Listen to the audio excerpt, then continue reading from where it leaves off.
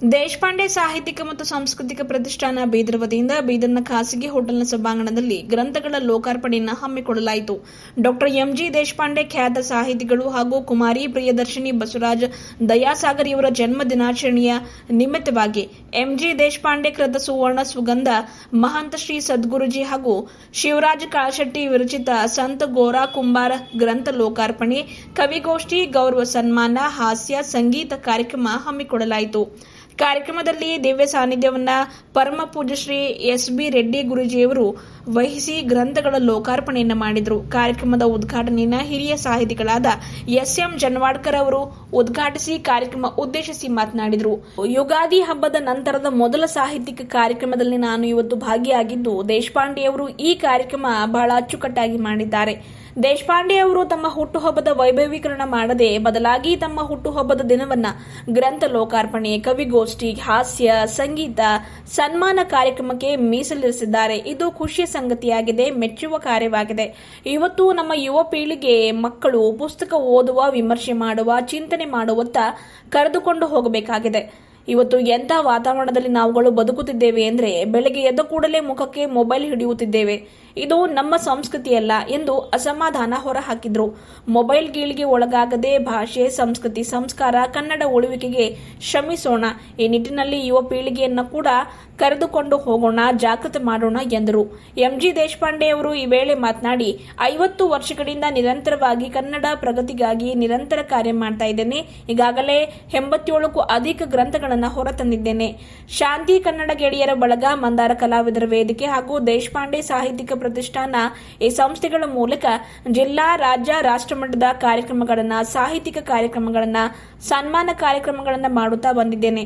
ಪ್ರತಿ ವರ್ಷವೂ ನನ್ನ ಹುಟ್ಟುಹಬ್ಬವನ್ನು ಸಾಮಾಜಿಕವಾಗಿ, ಸಾಹಿತ್ಯಿಕವಾಗಿ ಜನಸಾಮಾನ್ಯರಿಗೆ ಸಮರ್ಪಣೆ ಮಾಡುವ ರೀತಿಯಲ್ಲಿಯೇ ಆಚರಣೆ ಮಾಡ್ತೇನೆ. ಅನಾಥ ಮಕ್ಕಳೊಂದಿಗೆ, ವೃದ್ಧರೊಂದಿಗೆ, ಅಂಧರೊಂದಿಗೆ ಕೈಲಾದಷ್ಟು ಸಹಾಯಹಸ್ತ ಚಾಚಿ ಅರ್ಥಪೂರ್ಣವಾಗಿ ಹುಟ್ಟುಹಬ್ಬ ಆಚರಣೆ ಮಾಡ್ತೇನೆ. ಸತತ 10 ವರ್ಷಗಳಿಂದ ನನ್ನ ಹುಟ್ಟುಹಬ್ಬದ ಜೊತೆಗೆ ಕುಮಾರಿ ಪ್ರಿಯದರ್ಶಿನಿಯವರ ಹುಟ್ಟುಹಬ್ಬ ಕೂಡ ಆಚರಣೆ ಮಾಡುತ್ತಿದ್ದೇವೆ ಎಂದರು. ಒಟ್ಟಾರೆ ಈ ಕಾರ್ಯಕ್ರಮದಲ್ಲಿ ಭಾಷೆ, ಸಂಗೀತ, ಕವಿಗೋಷ್ಠಿ, ಸಾಹಿತ್ಯ, ಹಾಸ್ಯ ವೇದಿಕೆಯಾಗಿದೆ ಎಂದು ತಿಳಿಸಿದರು. ಕಾರ್ಯಕ್ರಮದಲ್ಲಿ ಅಧ್ಯಕ್ಷತೆಯನ್ನು ವಹಿಸಿ ಗಡಿ ಪ್ರದೇಶಾಭಿವೃದ್ಧಿ ಪ್ರಾಧಿಕಾರ ಬೆಂಗಳೂರು ಸದಸ್ಯರಾಗಿರುವ ಸಂಜೀವ್ ಕುಮಾರ್ ಅತಿವಾಳಿ ಅವರು ಮಾತನಾಡಿದರು. ಬೀದರ್ನ ಕವಯಿತ್ರಿ ಶ್ರೀಮತಿ ಶ್ರೇಯಾ ಮಹೇಂದ್ರಕರ್ ಅವರು ಆಶಯ ನುಡಿಯನ್ನು ನುಡಿದರೆ, ವಿಶ್ರಾಂತ ಪ್ರಾಧ್ಯಾಪಕರು ಸರ್ಕಾರಿ ಪ್ರಥಮ ದರ್ಜೆ ಕಾಲೇಜಿನ ಡಾ ಶಿವಕುಮಾರ್ ಉಪ್ಪೆ ಅವರು ಪುಸ್ತಕ ಪರಿಚಯ ಮಾಡಿಕೊಟ್ಟರು. ಕಾರ್ಯಕ್ರಮದಲ್ಲಿ ಪ್ರಾಸ್ತಾವಿಕ ನುಡಿಯನ್ನ ಉಮಾಕಾಂತ್ ಮೀಸಿ ಅವರು ನುಡಿದರು. ಕಾರ್ಯಕ್ರಮದಲ್ಲಿ ಹಾಸ್ಯವನ್ನ ಪ್ರಕಾಶ ಕುಲಕರ್ಣಿ ಮುಗನೂರ್ ಹಾಸ್ಯ ಕಲಾವಿದರು ನಡೆಸಿಕೊಟ್ಟರು. ವೇದಿಕೆಯ ಮೇಲೆ ಶಿವರಾಜ ಕಾಳಶೆಟ್ಟಿ, ಸಾಹಿತಿಗಳು ಕಲ್ಯಾಣರಾವ್ ಮದರ್ಗಾಂವ್, ಪತ್ರಕರ್ತರು ಬಸವ ಕಲ್ಯಾಣ ಸೇರಿದಂತೆ ಇನ್ನಿತರರು ಇದ್ದರು. ನಮ್ಮ ಚರಿತ್ರೆ ಪ್ರಕಾರವಾಗಿ ಹೊಸ ವರ್ಷದಲ್ಲೇ ಇದು ಏನಂದ್ರೆ ನಮ್ಮ ಬೀದರ್ ಜಿಲ್ಲೆಯ ಸಾಹಿತ್ಯಿಕ ಮಹೋತ್ಸವ ಅಂತ ನಾವು ಹೇಳಬೇಕು. ಇವತ್ತೇನಂತಂದ್ರೆ ಈ ಹೊಸ ವರ್ಷದ ಸಾಹಿತ್ಯಿಕ ಕಾರ್ಯಕ್ರಮ ವಿವಿಧ ರೀತಿಯಿಂದ ನಮ್ಮ ದೇಶಪಾಂಡೆ ಅವ್ರ ಕಾರ್ಯಕ್ರಮ ಅಂತಂದ್ರೆ ಅವು ವೈವಿಧ್ಯಮಯ ಇರ್ತಾವೆ. ಅವು ಸ್ನೇಹಿತರಾದಂಥ ದೇಶಪಾಂಡೆ ಅವರು ಎಲ್ಲರನ್ನು ಕೂಡಿಸ್ತಕ್ಕಂಥ ಏನಂತಂದ್ರೆ ಒಂದು ಗುಣ ಇದೆ. ಅದೆಲ್ಲ ದೇಶಪಾಂಡೆ ಅವ್ರು ಬಿಡೋದೇ ಇಲ್ಲ. ಆ ರೀತಿಯಾಗಿ ಊಟ ವ್ಯವಸ್ಥೆ ಮಾಡ್ತಾರೆ, ಏನೇನೋ ಮಾಡ್ತಾರೆ, ಎಲ್ಲರಿಗೂ ಸನ್ಮಾನ ಮಾಡ್ತಾರೆ, ಎಲ್ಲರಿಗೂ ಕರೀತಾರೆ, ಎಲ್ಲರಿಗೂ ಕೂಡಿಸ್ತಾರೆ. ಇಂಥ ಅದ್ಭುತವಾದಂಥ ಕಾರ್ಯಕ್ರಮದ ಉದ್ಘಾಟನೆಯನ್ನು ಭಾಳ ಸಂತೋಷದಿಂದ ಏರ್ಪಡಿಸಿದ್ರಿ. ಇನ್ನು ನಮ್ಮ ಎದುರಿರ್ತಕ್ಕಂಥದ್ದು 2 ದೊಡ್ಡ ಪ್ರಶ್ನೆಗಳಿವೆ. ನಾವು ಎಲ್ಲರೂ ಲೇಖಕರು, ಎಲ್ಲ ಸಾಹಿತಿಗಳು, ಎಲ್ಲ ಕವಿಗಳು ಚಿಂತನೆ ಮಾಡ್ತಕ್ಕಂಥ ವಿಷಯ ಬಹಳ ಪ್ರಸ್ತುತವಾಗಿದೆ. ಒಂದನೇದು, ಇಬ್ಬರು ಸಾಹಿತ್ಯದಿಂದ ದೂರ ಆಗ್ತಾ ಇದ್ದಾರೆ ನಮ್ಮ ಜಿಲ್ಲೆಯಿಂದ. ಒಂದು ಯುವ ಪೀಳಿಗೆ ದೂರ ಆದರೆ, ಮೊಬೈಲ್ದಲ್ಲಿ ಹಿಡ್ಕೊಂಡು ಯುವ ಪೀಳಿಗೆ ದೂರ ಆದರೆ, ಇನ್ನೊಂದು ಬಹಳ ಕಳಕಳಿಯಿಂದ ಹೇಳ್ತಾ ಇದ್ದೇನೆ ನಾನು ಅಂತಂದರೆ, ನಮ್ಮ ಜನ ತೆಲಂಗಾಣ, ಮಹಾರಾಷ್ಟ್ರಗಳಿಗೆ ವಲಸೆ ಹೋಗ್ತಾ ಇದ್ದಾರೆ. ಹೀಗಾಗಿ ಇಲ್ಲಿ ಭಾಳ ಆಲೋಚನೆ, ಯಾಕಂದರೆ ನನ್ನ ಮಾತುಗಳು ಮನೆಗೆಲಸ ಇದ್ದಂಗೆ. ನಾನು ಹೆಚ್ಚು ಮಾತಾಡೋದಿಲ್ಲ, ಎಲ್ಲ ಕಡೆ 20 ನಿಮಿಷ 25 ನಿಮಿಷ ಮಾತಾಡ್ತೇನೆ. ಆದರೆ ನಿಮ್ಗೆ ಎಲ್ಲರಿಗೆ ಮನೆಗೆಲಸ ಕೊಡ್ತೇನೆ. ಮನೆಯಲ್ಲಿ ಹೋಗಿ ನೀವು ಚಿಂತನೆ ಮಾಡಬೇಕು, ಅವಲೋಕನೆ ಮಾಡಬೇಕು. ಯಾವ 2 ದೊಡ್ಡ ಪ್ರಶ್ನೆಗಳು ಅಂತಂದರೆ, ಇಲ್ಲಿ ವಲಸೆ ಹೋಗ್ತಾ ಇದ್ದಾರೆ, ಕನ್ನಡಿಗರ ಸಂಖ್ಯೆ ಕಡಿಮೆಯಾಗಿದೆ. ಕನ್ನಡವನ್ನು ಉಳಿಸಬೇಕು, ಕನ್ನಡವನ್ನು ಬೆಳೆಸಬೇಕು, ಇದು ನಮ್ಮ ಕರ್ತವ್ಯ ಸಾಹಿತಿಗಳು. ಆದರೆ ಕೇವಲ ಏನಂತಂದ್ರೆ ನಾವು ಪುಸ್ತಕ ಬರೆದ್ರೆ ಮಾತ್ರ ಸಾಲೋದಿಲ್ಲ. ಆ ಕನ್ನಡ ಹೊರಗೆ ಹೋಗ್ತಕ್ಕಂಥ ಜನ ನಮ್ಮನ್ನು ಉಳಿಸ್ಕೊಳ್ಬೇಕು, ಜೊತೆಗೆ ಯುವ ಪೀಳಿಗೆಯನ್ನು ಮತ್ತೆ ವಾಪಸ್ ತರಬೇಕು. ಈ 2 ದೊಡ್ಡ ಪ್ರಶ್ನೆಗಳಿವೆ. ಅದಕ್ಕೆ ನಾನು ಸಾಕಷ್ಟು ಸಲ ಹೇಳಿದ್ದೇನೆ. ನಾವು ಯಾವಾಗಲೂ ಏನಂತಂದ್ರೆ ಕೆಲವೊಂದು ಸಲ ಏನಾಗ್ತದೆ ಅಂದರೆ ನಮ್ಮ ಸ್ವಾಭಿಮಾನ ಕೊರತೆ ಅದೇನು ಕನ್ನಡಿಗರಲ್ಲಿ ಅಂತ.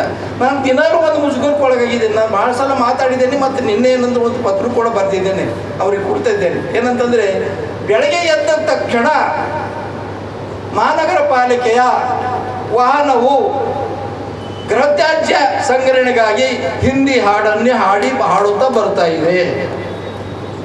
ಅವಾಗ ನನಗೆ ಭಾಸವಾಗ್ತದೆ, ನಾನು ಮಧ್ಯಪ್ರದೇಶದಲ್ಲಿದ್ದೇನೋ, ಉತ್ತರ ಪ್ರದೇಶದಲ್ಲಿದ್ದೇನೋ, ಕನ್ನಡ ಧ್ವನಿ ಸುರುಳಿನೇ ಇಲ್ಲಲ್ಲ ಅಂತ ತಿಳ್ಕೊಂಡು ಮುಕುಲ್ ಜೈನ್ ಸರ್ ಅವರಿಗೆ ನಿನ್ನೆ ಪತ್ರ ಬರೆದಿದ್ದೇನೆ. ಅದನ್ನು ಟೈಪ್ ಮಾಡಿಸಿ ನಾಳೆ ಕೊಡ್ತೇನೆ. ನಾನು ಅನೇಕ ಸಂಘ ಸಂಘಟನೆಗಳು ಕೇಳಿದ್ದೇನೆ ನಾನು. ಯಾಕೆಂದರೆ ಇದನ್ನು ಯಾಕೆ ಹೇಳ್ತಿದ್ದೇನೆ ಅಂದರೆ, ಸಂಸ್ಕೃತಿ ಮತ್ತು ಭಾಷೆ ನಮ್ಮ ಸಂಪರ್ಕ ಇರಬೇಕು. ಮಂಗಳೂರಲ್ಲಿ ನಮ್ಮ ಜನ ಏನು ಮಾತಾಡ್ತಾರೆ, ಅವ್ರ ಸಂಸ್ಕೃತಿ ಏನು, ಅವ್ರು ಹೇಗೆ ಇರ್ತಾರೆ, ಮೈಸೂರಲ್ಲಿ ಹೇಗೆ ಆಡ್ತಾರೆ, ನಮ್ಮ ಭಾಷೆ ನಮ್ಮ ಸಂಸ್ಕೃತಿ ಅಲ್ಲಿಗೆ ಪ್ರಧಾನವಾಗಬೇಕು, ಆದಾನ ಪ್ರಧಾನವಾಗಬೇಕು. ಅವ್ರದ್ದು ನಾವು ಕಲಿಬೇಕಂದಾಗ ಕನ್ನಡ ನಾಡಿನ ಒಕ್ಕೂಟ ಉಳಿಯುತ್ತದೆ. ಕನ್ನಡ ನಾಡನ್ನು ಒಕ್ಕೂಟವಾಗಿ ನಾವು ಗಡಿ ಪ್ರದೇಶದಲ್ಲಿದ್ದೆವು, ಆದರೂ ಕೂಡ ಇಲ್ಲಿವರೆಗೆ ಕೈಕೊಂಡ್ಬಂದಿದ್ದೇವೆ. ಏಕೆಂದರೆ ನಮ್ಮ ತಂದೆ ತಾಯಿಗಳು ಕನ್ನಡ ಆಡ್ತಿದ್ರು ಅಂತ ತಿಳ್ಕೊಂಡು ನಾವು ಇವತ್ತು ಕನ್ನಡ ಆಡ್ತಾ ಇದ್ದೆವು. ನಾವು ಎಷ್ಟೇ ಶಾಲೆ ತೆರೆದಿರಬೇಕು, ಎಷ್ಟೋ ಜನ ಕೆಲಸ ಮಾಡಿದಿರಬೇಕು, ಎಷ್ಟೋ ಸಂಘಟನೆಗಳು ಕೆಲಸ ಮಾಡಿದರು, ಆದರೂ ಕೂಡ ನಮ್ಮ ಮೇಲೆ ಮರಾಠರು ಆಡಳಿತ ಮಾಡಿದ್ರು ಕೂಡ, ಉರ್ದು ಜನ ಆಡಳಿತ ಮಾಡಿದ್ರು ಕೂಡ ನಮ್ಮಲ್ಲಿ ಭಾಷೆ ಹೇಗೆ ಉಳಿಯಿತು? ನಮ್ಮ ಅವ್ವ ಅಪ್ಪ, ನಮ್ಮ ಮುತ್ತಜ್ಜ ಕನ್ನಡವನ್ನು ಆಡ್ತಿದ್ರು. ಅದಕ್ಕೆ ನಾನು ಕನ್ನಡವನ್ನು ಆಡುತ್ತಾ ಇದ್ದೇನೆ. ಅದಕ್ಕಾಗಿ ನನ್ನ ಮೊದಲನೇದು ಏನಂತಂದ್ರೆ ಕೃತಜ್ಞತೆ ಯಾರಿಗೆ? ನಮ್ಮ ಹಿರಿಯರಿಗೆ.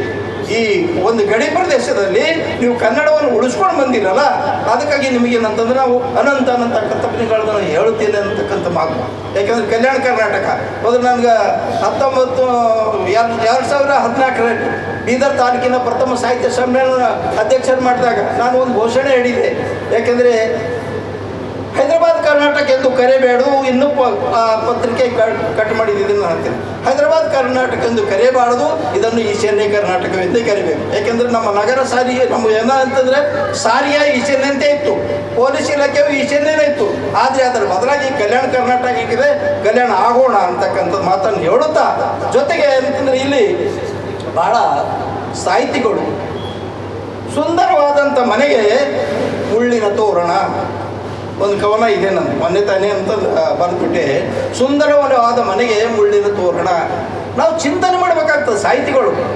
ನಮ್ಮ ದೇಶ ಯಾವ ಕಡೆ ಹೋಗ್ತಾ ಇದೆ, ಏನೇನಾಗ್ತಾ ಇದೆ, ಸಮಾಜ ಹೇಗೆ ಹೊಡಿತಾ ಇದೆ, ಸಮಾಜ ಒಕ್ಕೂಟಾಗ್ತಾ ಇದೆ ಏನು, ದೇಶ ಒಕ್ಕೂಟದಲ್ಲಿ ಇದೆ ಏನು, ದ್ವೇಷ ಬೆಳೀತಾ ಇದೆ ಏನು, ಮೈತ್ರಿತೆ ಹೇಗೆ ತರಬೇಕು, ಸಮಾಜ ಹೇಗೆ ತರಬೇಕು, ಇದು ನಮ್ಮ ಕರ್ತವ್ಯ.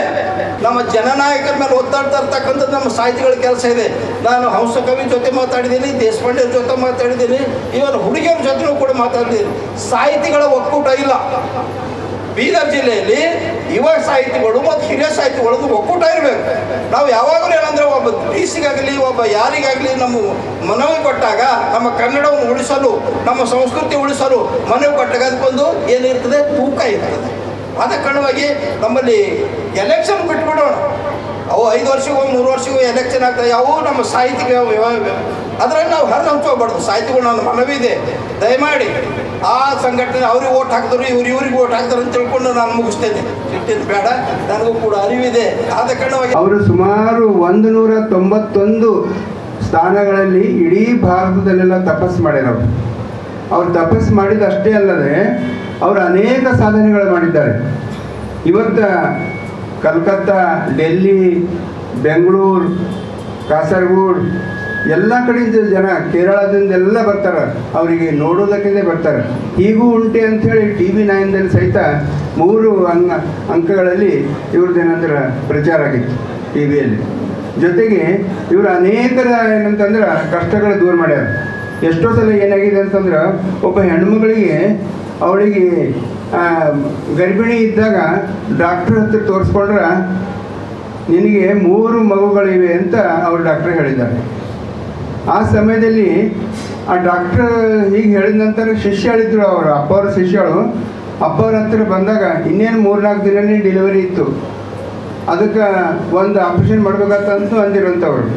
ಅಪ್ಪವ್ರ ಮೇಲೆ ಬಂದಾಗ ಅಪ್ಪವರು ಹಿಂಗೆ ಅಂದಾರಿ ಡಾಕ್ಟರ್ ಸಾಹೇಬ್ರು ಅಂದ್ರೆ, ಇಲ್ಲ ನೀವು ಎರಡೇ ಡೆಲಿವರಿ ಆಗ್ತಾವ ಅಂತಂದರು. ಮರುದಿನ ಸ್ಕ್ಯಾನಿಂಗ್ ಮಾಡಿದ್ರೆ ಹೊಟ್ಟೆಯಲ್ಲಿ 2 ಇದ್ದು ಮಕ್ಕಳು. ಇಂಥ ಅದ್ಭುತ ಭಾಳಷ್ಟು ಮಾಡ್ಯಾರ. ಒಂದೊಂದು ಮಾಡ್ಯಾರಂದ್ರೆ ಒಬ್ಬರಿಗೆ ರೋಗಗಳು ಎಷ್ಟೋ ವಾಸಿಯಾಗಿವೆ. ಇವತ್ತು ಅವ್ರು ಯಾರು ಏನೇ ಹೇಳಿದ್ರು ಅಂದರೆ ಆ ಕೆಲಸಗಳು ಆಗ್ತಾವೆ. ಅವರು ಇವತ್ತೇನಂತಂದರೆ ಪ್ರಣವ್ ಮುಖರ್ಜಿ ಅಂತ ರಾಷ್ಟ್ರಪತಿಗಳು ಸಹಿತ ಅಪ್ಪ ಅವರ ದರ್ಶನಕ್ಕೆ ಬಂದಿದ್ದಾರೆ. ಅನೇಕ ರಾಜಕಾರಣಿಗಳು ದರ್ಶನಕ್ಕೆ ಬಂದಿದ್ದಾರೆ. ಅದಕ್ಕೆ ಎಲ್ಲ ಕಡೆ ಚರ್ಚೆ ಇದೆ. ಅವರನ್ನು ನೋಡುವುದೇ ನಮ್ಮ ಭಾಗ್ಯ, ಮುಟ್ಟುವುದೇ ನಮ್ಮ ಭಾಗ್ಯ. ಒಂದು ರೋಮಾಂಚನ ಹೇಳ್ತಾರೆ ನಿಮಗೆ, ಆ ಫೋಟೋದಲ್ಲಿ ಇವರು 3 ಕೈಗಳು ಬಂದಿವೆ. 2 ಕೈ ಅಲ್ಲ, 3 ಕೈ. ಬಲಗೈ ಇನ್ನೊಂದು ಬಂದಿದೆ. ನಿಜವಾಗ್ಲೂ ಯಾಕಂತಂದರೆ ಇದು ಚಿತ್ರ ಅದು ಎಲ್ಲ ಕಡೆ ಇದೆ.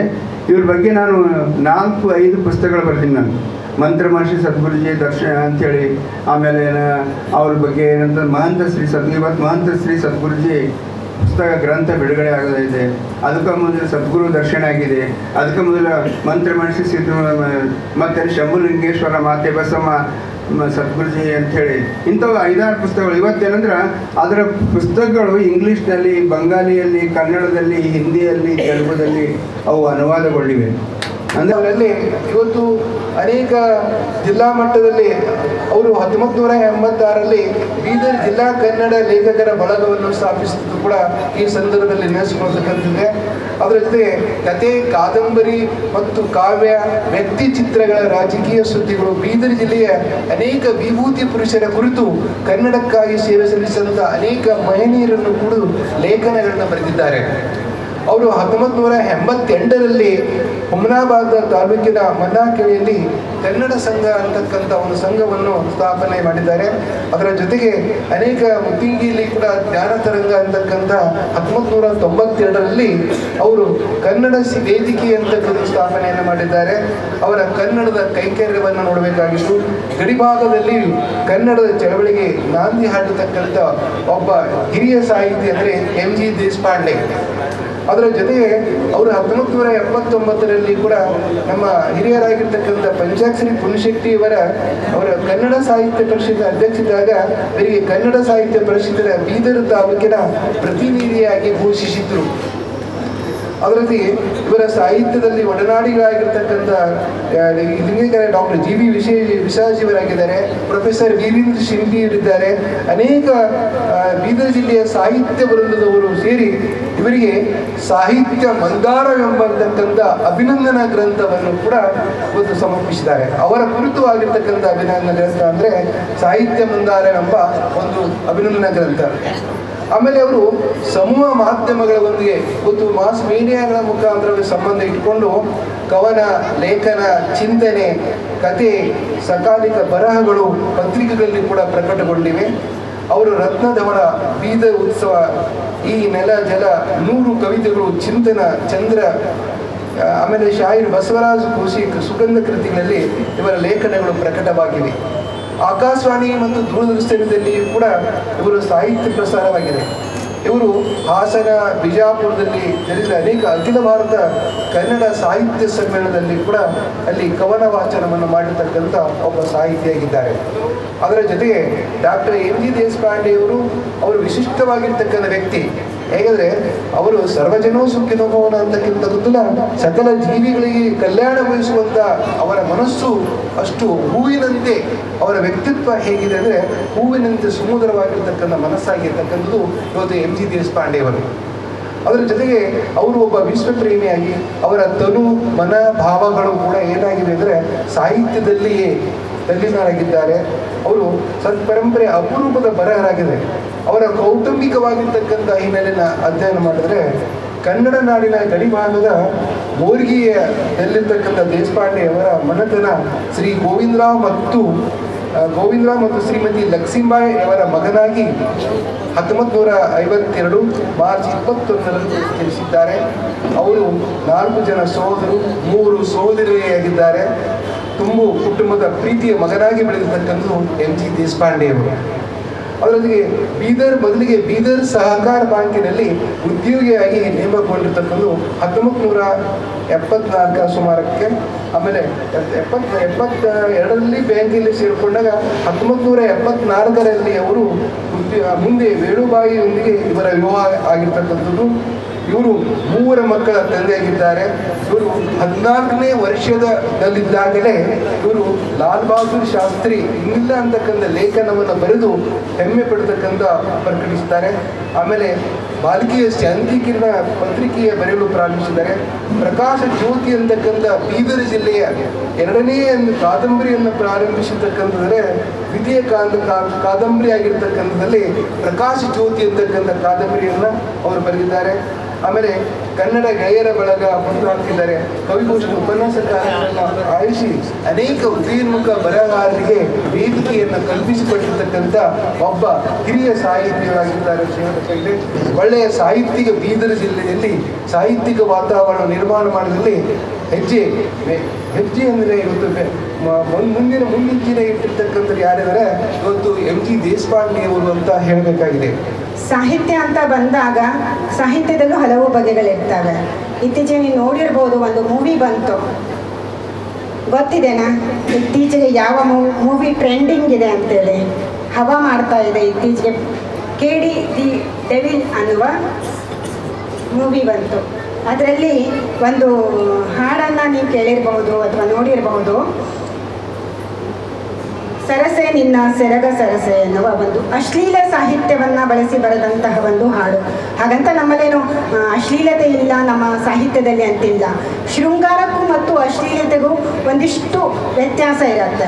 ನಾವು ಶೃಂಗಾರ ಕಾವ್ಯವನ್ನು ಬರಿಬೋದು, ಆದರೆ ಶೃಂಗಾರದಲ್ಲಿ ನಾವು ಬಳಸುವ ಪದಗಳಿಗೂ ಆ ಅಶ್ಲೀಲತೆಯನ್ನು ಬಿಂಬಿಸುವಂತಹ ದ್ವಂದ್ವ ಅರ್ಥವನ್ನು ಕೊಡುವಂತಹ ಪದಗಳಿಗೂ ವ್ಯತ್ಯಾಸ ಇರುತ್ತೆ.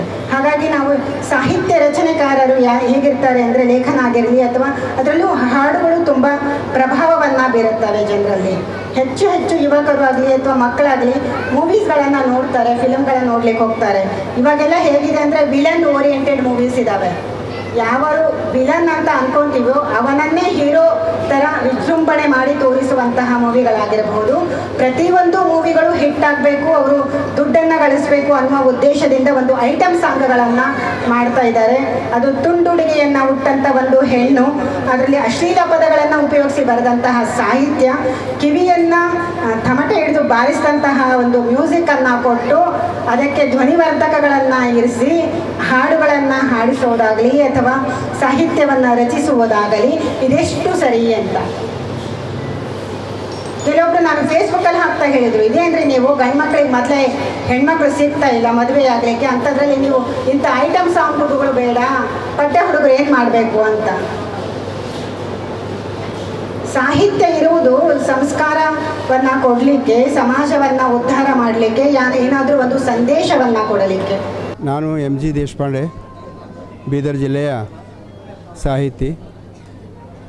ಸುಮಾರು ವರ್ಷಗಳಿಂದ 50 ವರ್ಷಗಳಿಂದ ಬೀದರ್ ಜಿಲ್ಲೆಯಲ್ಲಿ ಕನ್ನಡದ ಪ್ರಗತಿ ಬಗ್ಗೆ ನಿರಂತರವಾಗಿ ಕಾರ್ಯ ಮಾಡ್ತಾಯಿದ್ದೀನಿ. ಈಗಾಗಲೇ ನಾನು 87ಕ್ಕೂ ಹೆಚ್ಚು ಗ್ರಂಥಗಳನ್ನು ಪ್ರಕಟಿಸಿರುತ್ತೇನೆ. ಜೊತೆಗೆ ನಮ್ಮ 2 ಸಂಸ್ಥೆಗಳಿವೆ. ಒಂದು ಶಾಂತಿ ಕನ್ನಡ ಗೆಳೆಯರ ಬಳಗ, ಮಂದಾರ ಕಲಾವಿದರ ವೇದಿಕೆ ಹಾಗೂ ದೇಶಪಾಂಡೆ ಸಾಹಿತ್ಯಿಕ ಪ್ರತಿಷ್ಠಾನ. ಈ ಮೂಲಕವಾಗಿ ಅನೇಕ ಕಾರ್ಯಕ್ರಮಗಳು ರಾಜ್ಯ ರಾಷ್ಟ್ರ ಮಟ್ಟದ ಕಾರ್ಯಕ್ರಮ ಮಾಡಿದ್ದೆವು. ಜೊತೆಗೆ ಪ್ರತಿ ವರ್ಷವೂ ನಮ್ಮ ಒಂದು ಹುಟ್ಟುಹಬ್ಬ ಜನಸಾಮಾನ್ಯರಿಗೆ ಸಹಾಯ ಆಗಬೇಕು ಅನ್ನುವಂಥ ನಿಟ್ಟಿನಲ್ಲಿ ಪ್ರತಿ ವರ್ಷವೂ ನನ್ನ ಒಂದು ಹುಟ್ಟುಹಬ್ಬ ಜನರಿಗೆ ಸಮರ್ಪಣೆ ಮಾಡುವ ರೀತಿಯಲ್ಲಿ ನಾವು ಮಾಡ್ತೀವಿ. ಈ ಮುಂಚೆಯೂ ನಾನು ಅನೇಕ ಸಲ ಬೇರೆ ಬೇರೆ ಮಕ್ಕಳಿಗೆ, ಅನಾಥ ಮಕ್ಕಳಿಗೆ ಬಟ್ಟೆ ಕೊಡೋದಾಗಲಿ, ಹಾಗೂ ಹಳ್ಳಿಯಲ್ಲಿ ಇರುವಂಥ ಸಂಗೀತಗಾರರಿಗೆ ಗುರುತಿಸಿ ಪ್ರಶಸ್ತಿ ನೀಡೋದಾಗಲಿ, ಅನೇಕರಿಗೆ ಅಂಧರಿಗೆ ಏನಾದರೂ ಸಹಾಯ ಮಾಡೋದಾಗಲಿ, ಹೀಗೆ ಹಾಗೂ ಜೊತೆಗೆ ರಾಜ್ಯ ರಾಷ್ಟ್ರ ಮಟ್ಟದಲ್ಲಿರುವಂಥ ಅನೇಕ ಸಾಧಕರಿಗೆ ಗುರುತಿಸಿ ಗೌರವ ಪ್ರಶಸ್ತಿಗಳು ನೀಡುವಂಥ ನಿರಂತರ ಕಾರ್ಯ ಮಾಡಿದ್ದೇವೆ. ಇವತ್ತು ನನಗೆ 74 ವರ್ಷ ವಯಸ್ಸು. ನನ್ನ ಜೊತೆ ಪ್ರಿಯದರ್ಶಿನಿ ಎನ್ನುವಂಥ ಮಗು ನಿರಂತರವಾಗಿ 10 ವರ್ಷದಿಂದ ನನ್ನ ಜೊತೆ ಹುಟ್ಟುಹಬ್ಬವನ್ನು ಆಚರಿಸಿಕೊಂಡು ಬಂದಿದೆ. ಅವರು ನೋಡಿದರೆ ಬಸವರಾಜ್ ದಯಾಸಾಗರ್ ಅಂತ ಅವರ ಮಗಳು ಪ್ರಿಯದರ್ಶಿನಿ. ಅವರು ಮತ್ತು ನಾನು ಒಂದು ನಿಜವಾಗ್ಲೂ ನೋಡಿದರೆ ನಮ್ಮಲ್ಲಿ ಯಾವುದೇ ಜಾತಿ ಭೇದಗಳಿಲ್ಲ. ನಾನು ಮತ್ತು ಅವರು ಅಂತಃಕರಣ ಪ್ರೀತಿಯಿಂದ ಬದುಕಿದ್ದೇವೆ. ಇವತ್ತು ಸಹ ನನ್ನ ಜೊತೆ ಪ್ರಿಯದರ್ಶಿನಿ ಅವರು ನನ್ನ ಹುಟ್ಟುಹಬ್ಬದಲ್ಲಿ, ಅವಳು ಹುಟ್ಟುಹಬ್ಬ 13ನೇ ವರ್ಷದ ಹುಟ್ಟುಹಬ್ಬ ಆಚರಣೆ ಮಾಡ್ಕೊತಾ ಇದ್ದಾರೆ. ಒಟ್ಟಾರೆ ಹೇಳಬೇಕಾಯ್ತಂದರೆ ಇಂಥ ಒಂದು ಹುಟ್ಟುಹಬ್ಬದ ಮೂಲಕ ನಮ್ಮನ್ನು ನಾವು ವೈಭವೀಕರಿಸೋದಕ್ಕಿಂತಲೂ ಜನರನ್ನು ಸನ್ಮಾನಿಸೋದು, ಜನರನ್ನು ಗೌರವಿಸೋದು, ಜನರಿಗೆ ಪ್ರಶಸ್ತಿಗಳು ನೀಡುವುದು, ಅವರ ಬಗ್ಗೆ ಅನಂತವಾದಂಥ ಒಳ್ಳೆಯ ವಿಚಾರಗಳನ್ನು ಮಾಡುವುದೇ ನನ್ನ ನಿಜವಾದ ಸಾರ್ಥಕ ಹುಟ್ಟುಹಬ್ಬ ಅಂತ ನಾನು ತಿಳ್ಕೊಂಡು ಈ ಒಂದು ಇವತ್ತು 3 ಗ್ರಂಥಗಳ ಲೋಕಾರ್ಪಣೆಯಾಗಿದೆ. ಒಂದು ಸುವರ್ಣ ಸುಗಂಧ ಅನ್ನುವಂಥ ಒಂದು ಗ್ರಂಥ, ಅದು ನನ್ನ ಸ್ವರಚಿತ ಗ್ರಂಥ. ಜೊತೆಗೆ ನಮ್ಮ ಎನ್ ವಿ ರೆಡ್ಡಿ ಗುರುಜಿ ಮಂತ್ರಮಹರ್ಷಿ ಸದ್ಗುರುಜಿ ಅವರ ಕುರಿತಂತೆ ಮಹಂತ ಶ್ರೀ ಸದ್ಗುರುಜಿ ಅನ್ನುವಂಥ ಇನ್ನೊಂದು ಗ್ರಂಥ, 2 ಗ್ರಂಥಗಳು ನಾನು ಬರೆದಿದ್ದು ಲೋಕಾರ್ಪಣೆಯಾಗಿದೆ. ಜೊತೆಗೆ ನಮ್ಮ ಶಿವರಾಜ್ BSNL ಅಧಿಕಾರಿಗಳಾದಂಥ ಅವರು ಸಹಿತ ಸಂತ ಗೋರಾ ಕುಂಬಾರ ಅನ್ನುವಂಥ ಗ್ರಂಥವನ್ನು ಪ್ರಕಟಿಸಿದ್ದರು, ಅದು ಸಹಿತ ಇವತ್ತು ಲೋಕಾರ್ಪಣೆಯಾಗಿದೆ. ಇವು 3 ಗ್ರಂಥಗಳು ಎನ್ ವಿ ರೆಡ್ಡಿ ಗುರುಜಿ ಮಂತ್ರ ಮಹರ್ಷಿಗಳು ಅವರು ಬಿಡುಗಡೆ ಮಾಡಿದ್ದಾರೆ. ಜೊತೆಗೆ ಗೋರಾ ಕುಂಬಾರ ಕುರಿತಂತೆ ಇವತ್ತು ತುಂಬ ಚರ್ಚೆಯಾಗಿದೆ. ಒಟ್ಟಾರೆ ಈ ಒಂದು ಹುಟ್ಟುಹಬ್ಬದ ನಿಮಿತ್ತವಾಗಿ ನನ್ನ ಜೊತೆಗೆ ನೋಡಿ ಪ್ರಿಯದರ್ಶಿನಿ ಬಂದಿದ್ದಾಳೆ. ಒಟ್ಟಾರೆ ಈ ಒಂದು ಕಾರ್ಯಕ್ರಮ ಹೇಗಿದೆ ಅಂದರೆ ಎಲ್ಲ ಒಂದು ಬಣ್ಣದ ಕಾರ್ಯಕ್ರಮ ಇದ್ದ ಹಾಗೆ. ಎಲ್ಲ ಇದರಲ್ಲಿ ಹಾಸ್ಯ ಇದೆ, ಸಂಗೀತ ಇದೆ, ಜೊತೆಗೆ ಕವಿಗೋಷ್ಠಿ ಇದೆ, ಸನ್ಮಾನ ಇದೆ, ಪುಸ್ತಕ ಬಿಡುಗಡೆ ಇದೆ. ಒಟ್ಟಾರೆ ಇದೊಂದು ಎಲ್ಲರಿಗೂ ಖುಷಿ ಕೊಡುವಂಥ ಇಂಥ ಒಂದು ಕಾರ್ಯಕ್ರಮ. ಇವತ್ತು ಈ ಕಾರ್ಯಕ್ರಮದಲ್ಲಿ ನಮ್ಮ ಎನ್ ವಿ ರೆಡ್ಡಿ ಗುರುಜಿಯವರು ಬಂದಿದ್ದರು, SM ಜನ್ವಾಡ್ಕರ್ ಅವರು ಬಂದಿದ್ದರು, ಜೊತೆಗೆ ನಮ್ಮ ಸಂಜೀವ್ ಕುಮಾರ್ ಅತ್ವಾಳೆ ಅವರು ಬಂದಿದ್ದರು. ಒಟ್ಟಾರೆ ಎಲ್ಲ ನಮ್ಮ ಆತ್ಮೀಯರೆಲ್ಲ ಬಂದು ಇವತ್ತು ಇದರಲ್ಲಿ ಪಾಲ್ಗೊಂಡಿದ್ದಾರೆ. ನಮ್ಮ ಉಮಾಕಾಂತ್ ಮೀಸಿ ಅವರು ಸಹಿತ ಪ್ರಾಸ್ತಾವಿಕ ನುಡಿಯನ್ನು ಆಡಿದರು. ಹೀಗೆ ನಿರಂತರವಾದಂಥ ಇಂಥ ಒಂದು ಕಾರ್ಯಕ್ರಮ ನಡೆಸಿಕೊಂಡು ಹೋಗೋದಕ್ಕೆ ಇದಕ್ಕೆಲ್ಲ ಕಾರಣ ಬೀದರ್ ಜಿಲ್ಲೆಯ ಕನ್ನಡಿಗರ ಪ್ರೇರಣೆ ಅಂತ ಹೇಳ್ತಾ ಇಂಥ ಒಂದು ಕಾರ್ಯಕ್ರಮಕ್ಕೆ ತಾವು ಬಂದಿದ್ದಕ್ಕಾಗಿ ಮತ್ತೊಂದು ಸಲ ನಾನು ಎಲ್ಲರಿಗೂ ಮತ್ತೊಂದು ಸಲ ಅಭಿನಂದಿಸುತ್ತೇನೆ.